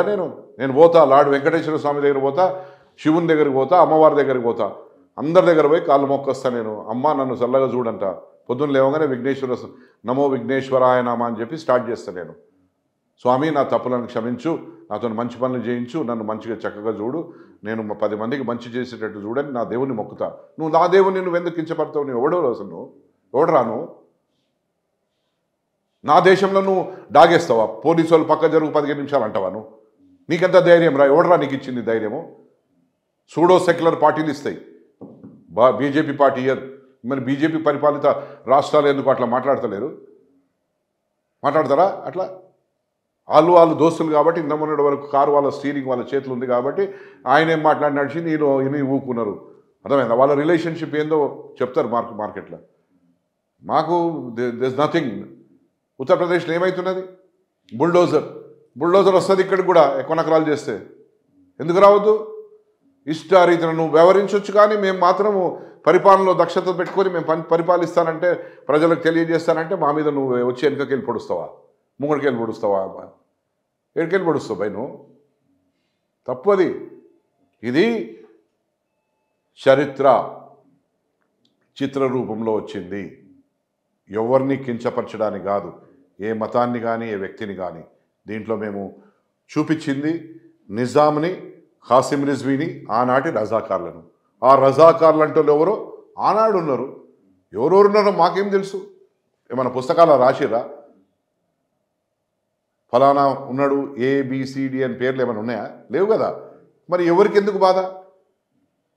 ఈనాటి ముస్లిమ్స్ గురించి మనం ఏమైనా అంటున్నామా? వాళ్ళు మనం గంగా జమునా తహజీబ్ అని మనం అంటనే ఉన్నాం. మనం బాయ్ బాయ్ అని చెప్పి అపన్ బాయ్ ఏ భాయ్ కిసి ఈరోజు గురించి మాట్లాడొద్దు, ఆనాటి గురించి, ఆ 396 రోజుల గురించి నేను మాట్లాడుతున్నాను. Okay sir, fine. ఇప్పుడు ఒక్కసారి మనం సబ్జెక్ట్ మీదకి వెళ్దాం. రజాకార్ అనే థాట్ మీ మనసులో వచ్చిన తర్వాత అది పేపర్ మీదకి ఎలా వచ్చింది? అసలు ఏటా గారు ఫ్రేమ్లోకి వెళ్ళచ్చు, ఎందుకంటే ఇది ఒక డేరింగ్ డాషింగ్ సబ్జెక్ట్. దీన్ని డీల్ చేయాలన్నా, ప్రజెంట్ చేయాలన్నా, తర్వాత వచ్చే కాన్సిక్వెన్స్ మనం ఫేస్ చేయాలన్నా కూడా ఇది ఒక డేరింగ్ డాషింగ్ సబ్జెక్ట్. ఇంత స్ట్రాంగ్ సబ్జెక్ట్ని మీరు సినిమాగా అనుకున్నప్పుడు మీ మదిలో వచ్చిన డైరెక్టర్ ఎవరు? అసలు ఏటా గారు ఫ్రేమ్లోకి వచ్చారు? ఆయనకి మీకు పరిచయం అక్కడ? యాటా ఎట్లా పరిచయం అంటే ఒక మిత్రుని ఫ్యామిలీ ద్వారా నాకు పరిచయము. అతన్ని నాకు తీసుకొని వచ్చి ఇంట్రొడక్షన్ చేశారు. ఎప్పుడంటే బాహుబలి సినిమా అయిపోయింది. ఆయన Arka Media team member, Raghavendra Rao శిష్యుడు. అప్పుడు ఆయన స్వర్ణ ఖడ్గం అని మంచి టాప్ సీరియల్ తీస్తున్నాడు ఈటీవీలో. ప్లస్ మా కొన్ని వీడియోలు తీసే ఉండే, ఎలక్షన్కు పనికొచ్చేది. నేను ఆయన కొన్ని జాబ్ ఇచ్చాను. He did a good job. Short టైంలో వెరీ లెస్ అమౌంట్లో మంచి పని చేశాడు అండ్ వెరీ సౌమ్యుడు. ఇంకా నాకు డైరెక్టర్లు ఎవరు, నాకు దాసరి నారాయణరావు కూడా తెలుసు, కోడి రామకృష్ణ తెలుసు. కానీ ఆ సమయంలో నేను దాసరి నారాయణరావు లేడు. ఇప్పుడు పెద్ద ఆయన బాబాయ్ బాబాయ్ అని చెప్పి ఆయనతో కూర్చుంటుంటే మేము పొద్దున్న మధ్యాహ్నం రాత్రి. కోడి రామకృష్ణ వాజ్ నాట్ వెల్. ఎవరు నాకు ఇంకా తెలిసిన ఓన్లీ యాటా సత్యనారాయణ. యాటా ఇట్లా నాకు ఐడియా వచ్చిందని చెప్పి ఏదైతే నేను చెప్పినో కార్లో కూర్చొని, ఆయన అన్నాడు గుడ్ ఐడియా సార్. నేను ఇమ్మీడియట్గా వెళ్ళి మీరు త్వరగా ఇది టైటిల్ రిజిస్టర్ చేసుకోండి అని చెప్పాను. So title was registered immediately. కథ చలో స్టార్ట్ ద థింగ్ అన్న. ఏమవుతుందంటే ఇట్లా అవుతుంది, టీమ్ అపాయింట్ చేసుకో, మీకేం కావాలి, ఆఫీస్ ఉంది, కమ్ సిట్ హియర్, ఇంకేం కావాలి, భోజనాలు అవి అంత వ్యవహారం done, what is that you require, these are the thing, ఇంకేం కావాలి, పుస్తకాలు 123 పుస్తకాలు కొనుక్కున్నాను. దాంట్లో నుంచి ఒక 30-40 పుస్తకాలు పక్కన పెట్టి దాంట్లోంచి తీసి మేధోమదనం చేసి ఈ కథ తయారైంది. అక్కడికి వెళ్ళి ఆగస్ట్ 29 తారీఖు అనుకుంటా, ఆగస్ట్ 29 తారీఖు 2022. అప్పుడు ఫస్ట్ షాట్ ఇక్కడే అనమాట. క్లాప్ కొట్టడం ఇక్కడే జరిగింది ఆఫీస్లో, పూజ చేసుకొని. మాకు అప్పుడు ఎవరు వచ్చారు, బండి సంజయ్ గారు, అందరిగా బీజేపీ నాయకులు. బికాజ్ నేను బీజేపీలో ఉన్నా కాబట్టి వాళ్ళని పిలుచుకున్నాను. ఏ పార్టీలో ఉన్నా వాళ్ళని పిలుచుకుంటుంది, నాకు ఎవరు దగ్గర వాళ్ళని పిలుచుకుంటాను. ఇప్పుడు మనకి మాధ్యమాల్లో సినిమా ఒకటి, టీవీ ఒకటి ఉంటుంది. సినిమా మేకింగ్ వేరు, టీవీ సీరియల్ మేకింగ్ వేరు. ఇన్ని సంవత్సరాలు ఏటా గారు సీరియల్స్లో ఆయన స్టార్ డైరెక్టర్గా, బట్ సినిమాకి వచ్చేసరికి మొత్తం వేరేగా ఉంటుంది. మీకు ఎక్కడైనా భయం లేదా, ఒక ఇంత పెద్ద సినిమాని నేను ఏటా గారికి ఇస్తున్నాను, ఆయన సీరియల్ చేసే అతను సీరియల్ లాగా తీస్తాడని కానీ అట్లా అనిపించలేదు? భయం ఉండే, కానీ నేను కూడా ఎవరైనా కానీ 60 సంవత్సరాల వయసు వచ్చే వరకు చాలా మెచ్యూరిటీ ఉంటుంది. అన్ని దెబ్బలు తిని కింద పడి పైకి లేచి కష్టాలు, అన్ని నష్టాలు, ఎవరు మంచోళ్ళు ఎవరు చెడ్డోళ్ళు అనేది ఎక్స్పీరియన్స్ వస్తుంది. యాక్చువల్లీ మన భారతదేశంలో అదే టైంకు రిటైర్ చేసేస్తారు. బికాజ్ జనాభా ఎక్కువ ఉంది కాబట్టి, ఇంకొన్ని ఉద్యోగం రావాలి కాబట్టి అని రిటైర్ చేస్తారు. అమెరికాలో 60 సంవత్సరాల వయసు వచ్చినానికి చాలా ప్రామినెన్స్ ఇస్తారు, ఎక్కువ శాలరీస్ ఇస్తారు. మనకు ఉద్యోగం ఇచ్చి 75 సంవత్సరాలు 80 సంవత్సరాల దాకా కూడా పనిచేపిస్తారు. అమెరికా ఎయిర్లైన్స్లో 75-80 సంవత్సరాల వనితలు కూడా ఎయిర్ హాస్టెస్గా పనిచేస్తారు అమెరికాలో. సో వాళ్ళు ఏంటంటే హ్యూమన్ వాల్యూ అక్కడ. ఇక్కడ 60 ఇయర్స్ కాగానే మీరు రిటైర్ చేసి బస్ కూర్చోబెట్టేస్తారు పక్కన. ఇక ఇంటికాడికి వచ్చి నేను రిటైర్ అయిపోయినా రామా సీత అనుకుంటారు. అట్లా కాదు. ఇప్పుడు నేను 62, 35 ఏళ్ళ లెక్క పనిచేస్తాను, 18 గంటలు పనిచేస్తాను నేను. So I never got scared. భయం అంటే ఉన్నా ఏమైనా కరెక్షన్ చేసుకుందాం, మిస్టేక్స్ అయినాయి. నేను షూటింగ్ మొత్తం మళ్ళీ టోటల్ అవుట్, పక్కన పెట్టేయండి, కొత్తగా షూట్ చేయండి అన్న. నాకు ఏంటంటే ఆ సబ్జెక్ట్ మీద ప్యాషన్ ఉండే. నష్టాలు జరిగింది, లీకేజెస్, ఎందుకంటే నష్టము, వేస్ట్గా కనీసం 7-8 కోట్లు వృధాగా పోయింది. అదే అడుగుతున్నాను. 16 కోట్లతో బడ్జెట్ అంటూ స్టార్ట్ చేసిన సినిమా 40 కోట్ల వరకు వెళ్ళిందని సమాచారం. వాస్తవేనా? వాస్తవం కాకపోతే అసలు బడ్జెట్ ఎంత అయింది సినిమాకి? 40+. 40+. నేను ఇన్ఫాక్ట్ నేను ఒక పెద్ద తప్పు చేసేవాడిని. నేను ఒకరికి ఆఫర్ ఇచ్చాను, 8 కోట్లు పెట్టండి 50% అని. సో ఒకవేళ 8 కోట్లు పెడితే 50% అంటే తక్కిన పెరిగిన అంచనాన్ని మాత్రం ఆయన పార్టిసిపేట్ చేయకపోతుండే కదా. మీరు అన్నారు 8 నేను పెట్టాను నాకు 50 కావాల్సిందే అంటుండే మరి అప్పుడు ఇద్దరం కలిసి మార్కెట్కి వెళ్ళి తీసుకోరాల్సి మార్కెట్లో పుట్టాయి డబ్బులు ఎవరు ఇవ్వరు ఫస్ట్ జనరేషన్ ప్రొడ్యూసర్ అంటే మీ ఆస్తిని తాకట్టు పెట్టి 200-300% ఎక్కువ ఉండి 10 రూపాయలు కావాలంటే 30 రూపాయల ఆస్తి మీ దగ్గర ఉండాలి వాళ్ళకి రిజిస్ట్రేషన్ చేయాలి అప్పుడు ఆ రిజిస్ట్రేషన్ ఫీజు మీరే కట్టుకోవాలి ఇంట్రెస్ట్ కట్టాలి అప్పుడు ఇస్తారు డబ్బులు ఇక్కడ డబ్బులు ముట్టేది పరిస్థితి కాదు బట్ నాకేంటంటే ఇంకా నేను స్వామివారు చెప్పారు కదా స్వామి ఆదేశించిన తర్వాత నేను నో అనే పరిస్థితి కాదు దేనికైనా రైట్ స్వామి పోయి సాగు అంటే వస్తుంది ఆయన కళ్ళలో వచ్చి నువ్వు you go die you will do good thing for నీ యొక్క అవయవాలు ఇచ్చేయాలి ఫలానా గొప్ప వ్యక్తి బతకాలంటే రెడీ అంటున్నా పెద్ద సావు బతుకు గురించి ఏంది లైట్ ఆన్ లైట్ ఆఫ్ ఒక వ్యక్తి జీవించినంత కాలం ఆయన ఉంటాడు ఆయన పేరు ఒక మాట అనుకుందాం ఒక రాముడు అనుకుందాం రాముడు చనిపోయిన తర్వాత తెలుస్తుందా నేను రాముడిని ఉండే నేను ఈ ఊర్లో పుట్టినా నేను ఈ అన్నం తిన్నా అని గుర్తుంటుందా అట్లనే అనమాట సో చావో రేవో అనేది పెద్ద ఫరక్ పడదు అది జో హోయ్ నో ప్రాబ్లం ఇప్పుడు ఈ సినిమా బడ్జెట్ అనే విషయానికి కూడా వస్తే ఎవ్వరు సహకరించలేదు నేను కొంతమందిని అడిగిన బట్ ఇంక ఎక్కువ అడిగితే మనం బద్నాం అయిపోతాం అరే వీని దగ్గర లేకున్నా కానీ ఈడేదో చేస్తున్నాడు మెసేజ్ పోతుంది కదా ఇవ్వడు అయినా కానీ ఇంకా 10 మందికి చెప్తారు ఫలానా బికాజ్ నాకు మంచి పేరు ఉంది మార్కెట్లో is good fellow strong fellow అని ఉన్నది నేను పోయి 10 మందిని పైసలు అడిగితే 11 కాదు 1100 మందికి తెలుస్తుంది మనకి ఇచ్చేటోళ్ళు ఇచ్చిర్రు కొంతమంది మిత్రులు ఇచ్చిర్రు వెల్ విషర్స్ నో ప్రాబ్లం ఇబ్బందులైనా ఆస్తులు అమ్మినాం రూపాయి 60 పైసలకు అమ్మినాం 65 పైసలకు అమ్మినాం 70 పైసలకు అమ్మినాం బట్ పని పూర్తి చేసినాం యజ్ఞం పూర్తి మాది 1 మార్చి నాడు అవుతుంది రిలీజ్ అయితే ఆహా ఇంకా ఆ రోజు నేను హాయిగా నేను నిద్రపోవచ్చు ఎందుకంటే ఒకటి మనకు జీవితంలో నాకేం చేయాలని తపన నేను ఎందుకు వచ్చాను ఈ ప్రజా జీవితంలోకి ప్రజలకు సేవ చేయాలి ప్రజలకు సేవ చేయాలంటే నా అంతు ఈ రోజు కూడా చేస్తూనే ఉన్నా మా ఫౌండేషన్ పనిచేస్తున్నది 100 మందికి మనము జీవనోపాధి ఇస్తున్నాము చాలామందికి చేయూతనిస్తున్నాము కానీ ఒక ప్రజాప్రతినిధి అయితే బాగా చేయొచ్చు అనే ఒక ఆలోచన ఉండే ఒకటేమో కేసీఆర్ అనేటోడు పనికిరాని ఒక చెత్త కచరా ఆ కచరా అనేటోడు నా ఎమ్మెల్యేలను కొనుక్కొని నన్ను కాకుండా చేసాడు మొన్న ఎలక్షన్ నిలబడితే ప్రజలు నన్ను ఎన్నుకోలే ప్రజలు దేవుళ్ళు వాళ్ళు ప్రజాస్వామ్యంలో ఓటు వేసే వాళ్ళు దేవుళ్ళు ఎన్నుకోబడేవాడు వాళ్ళ నాయకుడు అవుతాడు సేవకుడు పోయి నాయకుడు అవుతాడు నాకు అవకాశం రాలే థ్యాంక్ యూ వెరీ మచ్ అనుకున్నాను నేను నాది ఇంకేం బాధ్యత ఒక యజ్ఞం నడుస్తుంది కదా సమాజానికి చేసే ఒక మహత్తర ఘటనం ఇవాళ వరకు ఎవరు కూడా దీన్ని తీయాలనే ధైర్యం కూడా ఉండదు ఎందుకంటే ఎందుకు రిస్కు ఇక్కడ నుంచో ఏమో వస్తుంది ఏమో అవుతుంది ఎందుకు హాయిగా ఉన్నాం ఎవడైనా డబ్బులు సంపాదించి జీవితాన్ని ఆనందించాలనుకుంటాడు నేను ధైర్యం చేసిన ధైర్యం ఇప్పుడు అధైర్యంగా ఉంటే ఎవరండి ఎందుకండి సినిమా తీస్తే ఎవడో మనని ఏం చేస్తాడు ఒకే థ్రెట్ ఇస్తాడు ఇస్తే మా వాళ్ళు ఊకుంటారా సపోజ్ నాకు ఏమైనా అయింది నా మీద దాడి జరిగింది ఊకుంటారా ఎన్ఐఏ వస్తుంది అర్థమైందా నేషనల్ ఇన్వెస్టిగేషన్ ఏజెన్సీ వస్తే లోపలికి వెళ్ళి తీస్తారు కడుపులో ఉన్నది కూడా తీస్తారు బయటికి so it is not so easy మన దేశంలో ఎవడో అప్పుడుండేవాడో గుండగాడు ఎవడో సైకిల్ సత్తిగాడు ఫలానా పోషాలు కానీ కొట్టేసిన పైల్వాన్ అయిపోతుంది ఇప్పుడు రమ్మని పైల్వాన్ ఓకే దట్స్ ఫైన్ మీ సెక్యూరిటీ పరంగా నేను మాట్లాడలేదు యాజ్ ఎ ప్రొడ్యూసర్ ఏమంటారంటే జనరల్గా ఏ ప్రొడ్యూసర్ అయినా కూడా ఒక బడ్జెట్ పెట్టేటప్పుడు అయితే బడ్జెట్ నేను ఈయన మీద నమ్మొచ్చా అనే ఒక సబ్జెక్టు నాకు సబ్జెక్ట్ మీద ఎంతైతే నమ్మకం ఉన్నదో ఆ సబ్జెక్ట్ ని whether he is taking it rightly or wrongly అనేది నేను కూడా క్వాలిటీ కంట్రోల్ చూసుకునేవాడిని నేను సెట్ మీదకి పోయేవాడిని ఎక్కడైనా మిస్టేక్ ఉంటే స్పాట్లో నేను ఇది తప్పున్నది ఇది కరెక్ట్ చేయండి అని చెప్పేవాడిని నేను నెక్స్ట్ ఏమేమి షార్ట్స్ ఉన్నాయని చెప్పి అడిగేవాడిని దాంట్లో విజువలైజేషన్ చేసేవాడిని ఇవన్నీ ఆర్టికల్స్ ఉన్నాయని చెప్పేవాడిని ఇది ఉందా ఆ కాలం నాటిది కొత్తది పెడితే అది వేస్ట్ అయిపోతుంది ఫర్ ఎగ్జాంపుల్ 1948 ల్యాంటర్న్స్ ఉండాలి ఎక్కాలు ఉండాలి ఎక్క అంటే మీకు తెలుసా ఎక్క అంటే తెలియదా ల్యాంటర్న్ అంటే తెలుసా కందీల్ తెలుసా తెలియదు కందీల్ అంటే కందీల్ అంటేనేమో ఇట్లా క్యారియర్ లెక్క ఉంటుంది ఆ పెద్దది ఎక్క అంటేనేమో చిన్న బుడ్డి అనమాట చిన్న బుడ్డి ఉంటుంది దానికి గ్లాస్ ఉంటుంది దాన్ని ఎక్క అంటారు సో ఎక్క ఉన్నదా కందీల్ ఉన్నదా అని చెప్పి అడిగేటోంది ఆ టైం కనబడాలి కదా ఆ టైంలో ఆ కాలర్ ఇప్పుడు ఈ కాలర్ ఇది ఈ టైంది ఈ కాలర్ ఈ టైంది ఆ కాలర్లో ఆ టైంలో ఏముండే అట్లా అనమాట లూజ్ షర్ట్స్ ఉంటుండే లూజ్ ఉందా లేదా ఫిట్ షర్ట్స్ కాదు కదా ట్రిమ్ ఫిట్ కాదు so everything I use to take care he's done a good job. Okay sir, hard worker sir, అవన్నీ ఓకే సార్. నా ప్రశ్న ఏంటంటే, ఒక ప్రొడ్యూసర్ ఏదైనా బడ్జెట్ అనుకున్నప్పుడు హీరోకు మార్కెట్ ఉంటుంది అండ్ అలాగే డైరెక్టర్కు గుడ్ విల్ ఉంటుంది. సో దీన్ని బేస్ చేసుకుని డబ్బులు పెడతారు, దాని ద్వారానే డబ్బులు రావడం ఏం చేస్తారు ప్రొడ్యూసర్.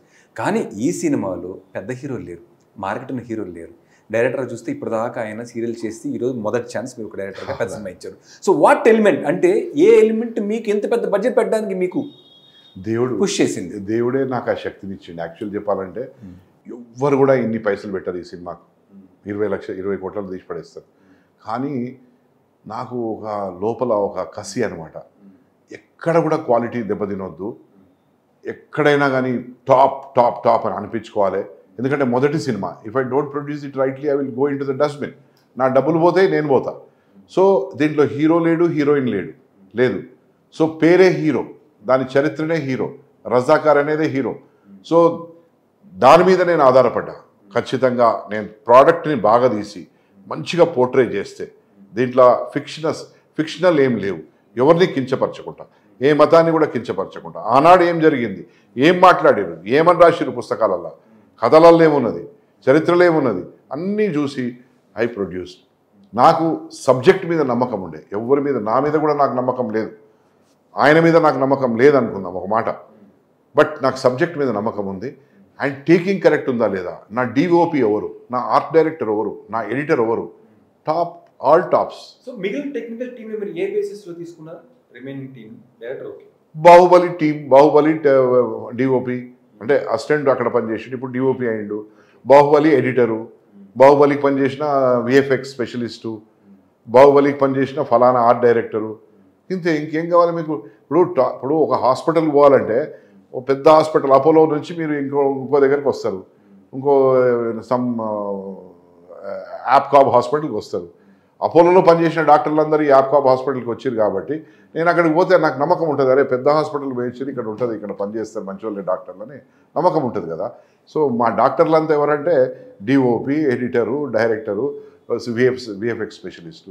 నేను పెట్టాలేంటిది, డబ్బులు పెట్టాలి. నా డబ్బులు లీకేజ్ అవుతుందా లేదా? నేను ఎంత టైట్ పెట్టేవానంటే మార్నింగ్ 6 o'clock అందరు సెట్ మీదకి రావాలి, 7 o'clock యాక్షన్ స్టార్ట్ కావాలి, 9 o'clock 9:30 10కి అవుతుండేది. నేను పోయి మామూలుగా ఉండేది కాదనమాట. నేను పోయినంటే ఇంకా ఫైరింగ్ స్టార్ట్ అవుతుండేది ఎవడైనా కానీ. నేను 6 గంటల తర్వాత 6 గంటల 35 నిమిషాలు దాటితే మీకు ఇంకా హాఫ్ డే ఎక్కువ ఇవ్వాలి. నాది మన 3 గంటలు వేస్ట్ అవుతున్నాయి, మీరు 4 గంటలు వేస్ట్ చేస్తున్నారు, ఏం బేసిస్ మీద చేస్తున్నారని చెప్పి వాళ్ళకి చెప్పేవాళ్ళు. I to ask. నౌ ఇప్పుడు నేను మాస్టర్ని అయిపోయినా. సో ఇంత ఎక్స్పీరియన్స్ మీకు ఎలా వచ్చింది? మొదటి సినిమా అంటున్నారు, కామన్ సెన్స్ పెద్ద స్కెచ్ వేశారు, పెద్ద టీమ్. కామన్ సెన్స్ అండి, you do with common sense. Basically everything is going on rightly, you just overseas. Boss ఏం చేస్తాడు, కను సైకిల్తో పనిచేయాలి. అసిస్టెంట్ మా ఎగ్జిక్యూటివ్ ప్రొడ్యూసర్ నోడు మంచి కష్టపడ్డాడు, ఆయన కూడా ప్రామిసింగ్, ఏనా నీకు ఎగ్జిక్యూటివ్ ప్రొడ్యూసర్ హోదా ఇస్తా చేయన్నా. ఇవాళ మంచిగా he has help me a lot. Leakage ఉంటుంది, లీకేజ్ అయితే జనరల్గా ఎక్కడైనా అవుతాయి. మనం వండితే సామాను వంటోడు ఎట్టుకపోతాడు. మనం మాంసం తీసుకురా 10 కిలోలు అంటే అందులో 1 కిలో 800 రూపాయలు అమ్మమానికి బీర్ వస్తుంది, బిర్యానీ వస్తుంది, అన్నీ వస్తే 1 కిలో సెట్టింగ్ చేసి 9 కిలోలు తెస్తాడు. మనం ఇంటికి వచ్చినాక జోక్తమైంది జరుగుతాయి, అవన్నీ నడుస్తూనే ఉంటాయి. సో మొదటి సినిమా నాకు ఎన్ని నష్టాలు కష్టాలు ఎన్ని అడ్డంకులు ఎదురైనా I have learned a good thing. నేను కలామ తల్లి అంటే ఇప్పుడు ఆర్ట్ అంటే కలామ తల్లి కదా, నేను తెలంగాణ బిడ్డగా నేను కూడా ఒక మంచి ప్రొడ్యూసర్గా ఎదగాలని నాకు మంచి ఆలోచన వచ్చింది. దాని ప్రకారం నేను ముందుకు పోతున్నాను. ఓకే, సినిమా అయ్యాక మీరు ఎడిటింగ్లో కావచ్చు చాలాసార్లు మీరు చూసుకొని ఉంటారు ఇప్పటి వరకు. సో మీ నమ్మకం ఎక్కడి వరకు రీచ్ అయింది? అండ్ అలాగే ఉన్న క్రాఫ్ట్స్ అన్నింటిలోకి ఉన్న టెక్నికల్ మరి అన్ని అంటే మ్యూజిక్ కావచ్చు, రైటింగ్ కావచ్చు, డైరెక్షన్ కావచ్చు, artist performance. Music director for example Bheems ఉన్నాడు, గాయత్రి ఏమంటారు గాయని అంటారు కదా, గాయని మోహన భోగరాజ్ ఉంది, గాయకుడు శంకర్ మహాదేవన్, ఇంకో గాయకుడు కైలాష్ ఖేర్. ఇటువంటి క్వాలిటీస్ పెట్టిన నా రచయితలు ఎవరు, పాట రచయితలు శ్యాము, సుద్దాల అశోక్ తేజ, ఇటువంటి కత్తులు ఇవన్నీ. ఓకే, సో మీరు ఇప్పుడు సినిమా చూసుంటారు, ఏ డిపార్ట్మెంట్ బాగా వచ్చినట్టు, ఏది మీకు బాగా నచ్చిందంటే ఏమైనా చెప్పగలరా? కొన్ని అందరూ బాగా చేశారు. Each of the department, director, production, DOP, director of photography, art department, VFX department, logistics everybody has done very good job. ఒకటేంటంటే నేను కొత్త బకరగాని కాబట్టి కొన్ని నష్టాలు అవుతాయి. నెక్స్ట్ సినిమాకి వస్తే ఇంత ఈ జరిగిన ఇదంతా అనుభవాలన్నింటినీ క్రోడీకరించుకొని నేను ఒక 10 లైన్లు గీస్తా, లైన్ దాటకుండా ప్రొడ్యూస్ చేస్తా. ఒక సినిమాని 25 కోట్లు అనుకుంటే 25 కోట్ల 25 పైసలు కావు, ఇంకా సేవ్ చేస్తా బస్. ఆ విధంగా నాకు ఇంత ఎక్స్పీరియన్స్ వచ్చింది. ఏ డిపార్ట్మెంట్ని ఏ విధంగా మనము లాక్ చేయాలి, ఏ డిపార్ట్మెంట్తో ఏం సినిమా తీపియాలి అనేది. సో భవిష్యత్తులో మీరు మరిన్ని సినిమాలు చేసే అవకాశం ఉందా? ఉంటే ఎలాంటి సబ్జెక్టులు తీసుకుంటారు? ఇప్పుడు మనం చెప్తాం సబ్జెక్ట్ అనేది మన మైండ్లో ఉంటాయి, we will do it, but good production. Because ఇప్పుడు నేను చాలా సఫర్ అయినా. డబ్బులు ఎవరు ఇయ్యరు, ఎవరు హీరో ఎవరు పోతే చెత్తబుట్టలో పోతుందని ఒకడు అంటాడు. బయటకు వచ్చినాక ఇది ఇప్పుడు it's become talk of the town. మీకు తెలుసా ఇవాళ తెలుగు చలన చిత్రసీమలో దీని గురించి ప్రతి ఒక్కరు మాట్లాడుకుంటారు. బజ్ వచ్చింది, ఏ ఒక్క వ్యక్తి కూడా మాట్లాడుకుంటలేడు. ఇప్పుడు ఇది నా ట్రైలరు ఇప్పటికీ కోట్ల మంది చూసిండు, అంటే వివిధ రకాలుగా రిజిస్టర్ అయిన మిలియన్స్ అనుకో. ఆన్ రికార్డు అక్కడ యూట్యూబ్ ఫలానాలో మిలియన్స్ అయినాయి.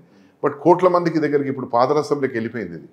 ఇది మౌత్ పబ్లిసిటీ ఎక్కువ అవుతుంది. ఎందుకంటే ఫస్ట్ డే 1 సినిమా అవుతుంది, వాడు బయటకు వెళ్ళేటప్పుడు ఏం తీసిరా భయండి అట్లా విజిల్ కొడితే అయిపోయా. భారతి ఉయ్యాలో బంగారు భారతి ఉయ్యాలో అనేది అయితే ఉన్నదో ఆ పాట, బతుకమ్మ పాట, ఆ పాట పోతు గడ్డ మీద ఆ పాటలు అసలు మామూలుగా లేవు. నేనైతే నాకు ఏడుపు కడుపులకి వెళ్ళి వచ్చింది, ఎక్కి ఏది షూటింగ్ అయ్యేటప్పుడే ఆ శవాలను చూసి ఆ పాట పాడుతుంటే ఆ సన్నివేశము నేను మైండ్లోకి అరే ఎంతమందిని చంపినారు వాళ్ళు, అరే ఎంత బాధలు కావచ్చు. అప్పుడు చిన్న పిల్లలను డైరెక్ట్ పాయింట్ బ్లాంక్ రేంజ్లో కొట్టారు, పెద్ద తుపాకులు కదా, 303 తుపాకి. అప్పుడు ఇట్లా కొడుతుంది, ఇట్లా బుల్లెట్ ఇట్లా హోల్ చేసుకుంటూ కొడితే వెనకాల పెద్ద హోల్ చేసుకుంటూ పోతుంది, గుర్రం తిరిగి బయటకు వెళ్తుంది. ఇక్కడ చిన్న హోలే ఉంటుంది, బ్యాక్ చాలా పెద్ద హోల్ అవుతుంది. సో అటువంటి పాయింట్ బ్లాంక్ రేంజ్లో హై వెలాసిటీ వెపనరీతో కొట్టినప్పుడు ఆ బాధలు, ఆ కథలు, ఆ కత్తులతో పొడిచి బరిసలతో ఒకటేసారి 4 పిల్లలను 5 పిల్లలను ఒక బరిసతో ఇక్కడ నుంచి కూర్చుతే ఇంకా 4 పోయింది అది. ఓకే, రజాకార్ సినిమా ఎందుకు చూడాలంటే వాట్స్ యువర్ ఆన్సర్? మీ చరిత్రను మీరు తెలుసుకోవాల్సిన బాధ్యత మీ పైన ఉంది. మీరు ఏ ప్రాంతంలో అయితే ఉన్నారో ఆ ప్రాంతంలో వాళ్ళకి ఆ ప్రాంతం చరిత్రనే తెలియకుంటే ఏం లాభం? బతికేం లాభం, పుట్టేం లాభం? చెప్పు. పుట్టేం లాభం, బతికేం లాభం? సో మీరు కంపల్సరీ మీ చరిత్ర తెలుసుకోవాలి. నేను నా సినిమాని అమ్మడం లేదు, నేను సినిమాని అమ్ముతందుకైతే పెద్ద హీరోయిన్ పెట్టి ఎప్పుడు అమ్మేస్తుంటే, ఇప్పటిదాకా నేను అమ్మలే, రూపాయి రాలే నాకు. ఈ రోజు కూడా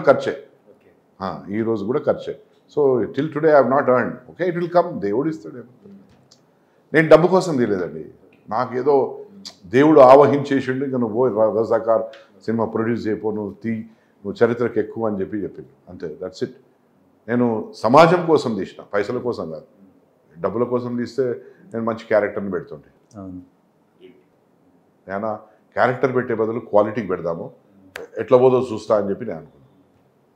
మీ గురించి తెలుసుకునే క్రమంలో ఒక 2 విషయాలు తెలిసి నాకు. అదేంటంటే మీరు చిన్నప్పుడే ఇంట్లోంచి బయటకు వచ్చి, అంటే కొన్ని సంవత్సరాలు అలిగి బయటకు వచ్చేస్తారని ఒక విషయం. Yes, that's a very great memories. అంటే అలిగి కాదు, మా తాతలు మా ముత్తాతలు ఎవరి దగ్గర పనిచేయలే. నేను ఫస్ట్ నౌకర్ని ఒక ప్రైవేట్ ఇన్స్టిట్యూషన్లో, ఒక అడ్వర్టైజింగ్ ఏజెన్సీలో ఉద్యోగం చేరిన 450 రూపాయల శాలరీతో 1985లో. అంటే ఇవాళ నుంచి మనం 39 సంవత్సరాల back. So that is a great experience. So అది నిజమే, అయితే నిజమే, అలిగి రాలే. నా దగ్గర బుల్లెట్ బండి ఉండే, డిగ్రీ కంప్లీట్ అయింది, 40 రూపాయలు జమ అయినాయి. చిల్లర పైసలు ఎక్కువ ఉన్నప్పుడు ఒక డబ్బాలు వేస్తుండే, 40 రూపాయలు తీసుకొని హైదరాబాద్కి వచ్చేసిన నేను. బికాజ్ మా ఫాదర్ అంటుండే, నువ్వు ఫలానా నువ్వు అది చేయాలి ఇది చేయాలని అంటుండేమాట. నాకు అది ఇష్టం లేదు, అయినా కానీ ఆయన సాటిస్ఫై చేస్తుంది. My father is darling, my best friend. నాకు అన్న, నా దేవుడు, మా అమ్మ నాయన అంతా మా నాన్ననే. ఆయన లేడు ఇప్పుడు, మై బెస్ట్ ఫ్రెండ్. సో ఆయనను నొప్పించొద్దు కదా. నేను ఇమీడియట్గా ఏం చేసిన, సరే మనం వెళ్తే పని చేస్తున్నా. నాన్న ఈ ఎగ్జామ్ రాయాలన్నాడు, రాసిన, ఆ ఉద్యోగం వచ్చింది. నాన్న ఇప్పుడు వచ్చింది కదా ఉద్యోగం, నాన్న నా ఆలోచన వేరే ఉంది, ప్లీజ్ ఏమనుకోకు, నాది సింపుల్గా జీవించలేదు, కొంచెం వేరే, నా గ్రాఫ్ వేరే విధంగా పోవాలి అని ఆయన కన్విన్స్ చేసిన. నాకు తెలుసురా బాబు, నువ్వు ఖచ్చితంగా నువ్వు పెద్దగా అవుతావు, నువ్వు సాధిస్తానో సాధించను. LIC development officer. మా ఫాదరు మాలీ పటేల్, post master, LIC agent, agriculturist, real estate, chit funds, ఇన్ని కార్యక్రమాలు చేసేవాడు. సో ఆయన ఎల్ఐసి అంటే ఆయనకు అమితమైన ప్రేమ. సో డెవలప్మెంట్ ఆఫీసర్కు ఫియట్ కార్ ఉంటుంది, మంచిగా ఫ్రీ వితౌట్ ఇంట్రెస్ట్ ఇస్తారు. ఆయన అర్థమైందా? ఫ్రీగా ఉంటుంది కదా, నీకు మంచిగా నువ్వు జీవితం బాగా జీవించవచ్చు, నీకు మాట వాక్చాతుర్యం బాగుంది, నువ్వు రాణిస్తావు, మంచి బిజినెస్ చేస్తావు అని. This is not my piece of cake. నేను వేరే ఇంకేదో చేయాలి, పెద్ద తపస్సులు చేసే, పెద్ద యాగాలు చేసేటున్నాయి. నాకేదో ఇంటికాడ కూర్చొని చిన్న మంటేసి 4 కట్టెలేసి చేసేది నాకు సుగంధ ద్రవ్యాలతోని దేవుళ్ళకి ఏం నచ్చుతుందో అది చేసే ఉందన్న ఆలోచన నా మైండ్లో అట్లా ఉంటుండే. Very very dash and very dynamic and very bold మీరు నిజంగా. Okay Narayana Reddy garu, thank you so much మా సోనా మీడియా తరఫున నిజంగా. ఎందుకంటే మీరు అన్నట్లు డబ్బుల కోసం అయితే మాత్రం మీరు ఈ బడ్జెట్లో ఒక పెద్ద హీరో వస్తాడు, ఒక పెద్ద కమర్షియల్ మూవీ అవుతుంది, 100% చాలా బాగా అవుతుంది, మంచి హీరో దొరుకుతాడు, మంచి సినిమా చేయొచ్చు, 1, 2, 3 దొరకకుండా కానీ 4, 5, 6 అయితే వస్తుంది. ఎందుకంటే ఇప్పటి వరకు తెలంగాణ బ్యాక్ డ్రాప్లో సినిమాలన్నీ కూడా, అంటే నారాయణమూర్తి గారి సినిమాలు కావచ్చు, వేరే వాళ్ళు తీసినా కూడా ఇంత హై బడ్జెట్లో హై స్టాండర్డ్స్ ఎవరు సినిమాలు చేయలేదు, లో బడ్జెట్లోనే చేశారు. కానీ ఇటువంటి ఒక ఇతివృత్తాన్ని తీసుకొని మీరు తెలంగాణ బ్యాక్ డ్రాప్లో వచ్చిన ఒక ఇతివృత్తాన్ని నట్టు రజాకార్ల యొక్క కంటెంట్ తీసుకొని ఇంత పెద్ద స్టాండర్డ్లో హై స్టాండర్డ్స్ మీరు సినిమా చేయడం అనేది చాలా గొప్ప విషయం ముందుగా. కానీ ట్రైలర్ చూస్తే చాలా ప్రామిసింగ్గా ఉంది. 1800 VFX షాట్స్ అండి, 1800. బాహుబలికి మాకు చాలా కొంచెం తేడా అంతే. అవునవును. ఇప్పుడే నేను ఒక పెద్ద వ్యక్తికి పంపించిన గూస్ బంప్స్ వస్తున్నాయి. మొన్న రాఘవేంద్రరావు గారు ఏమన్నారు, గూస్ బంప్స్ వస్తున్నాయి నాకు సినిమా చూస్తే, ట్రైలర్ చూస్తే. అటువంటి మహోన్నతమైన వ్యక్తి ఆయన, కలామ తల్లికి ప్రథమ పుత్రుడు లాంటి వ్యక్తి, ఈరోజు జీవించి ఉన్న వ్యక్తి. ఆయన దీని గురించి సర్టిఫికేషన్ చేసిండు. ఆయన అన్నారు ప్రతి హీరో దీని గురించి మాట్లాడవలసిందే అన్నాడు. మరి ఇటువంటి దాన్ని మనం ఏమనుకోవాలి? న్యాచురల్లీ కదండి, దేవుడిచ్చిన వరం అండి. మనం ఏం చేస్తున్నాం? లోక కళ్యాణం కోసం చేస్తున్నామా, లోక డిస్ట్రక్షన్ కోసం చేస్తున్నామా? కళ్యాణం కోసం చేస్తున్నాం. నేనేం చెప్తున్నా, అందరూ కళ్ళు తెరవండి, అన్ని జాతుల వారు, అన్ని మతాల వారు. ఇట్లాంటిది మళ్ళీ రాకుండా చూసుకోండి, మంచిగా ఉంటుంది కదా. We are all Indians. India is what? Bharat. Government of India అని రాసి ఉంటుంది. హిందీలో ఏముంటుంది? భారత్ సర్కార్ ఉంటుంది. Hindustan Shipyard, Hindustan Machine Tools, Hindustan Aeronautics, ये हिंदुस्तान है भाई. जो भी है इधर पैदा हुआ वो हिंदुस्तान का ही आदमी है. मैं अलग हुआ तो तू जा, किधर भी जाने का है तो उधर जा, इधर ना कोई इधर ये करने का नहीं है. ఉన్నది కదా అట్లా. వేరే దేశంలో అట్టే అంటారు, ఉంటే మా రూల్ ప్రకారం ఉండు. మన రూల్ ఇది, మా అంటలే మీడ, మన రూలు.